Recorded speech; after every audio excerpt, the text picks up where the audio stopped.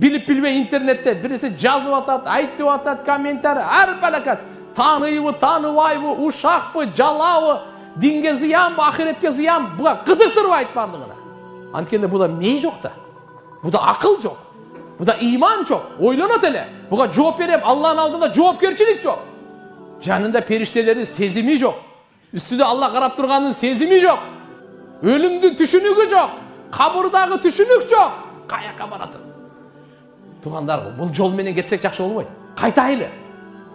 Иржиу, кайткыла. Лааллакум туфлихун. Мүмкүн силер бактылуу болуп каласыңар, азыр мүмкүнчүлүк бар кайтканга. Шанс бар, эмне үчүн? Силерде жашоо бар. Денеңерде жан бар. Денеңерде жан чыгып кетсе, бияка келбейт элек. Бу сөздү сүйлөбөйт элек. Бу сөздү укпайт элек. Аллага райымдуулугу бул дагы. Алла Таала кээде кичине өмүр берип, мүмкүнчүлүк берет. Кайтып калар экен. Жаман жолду таштайар экен.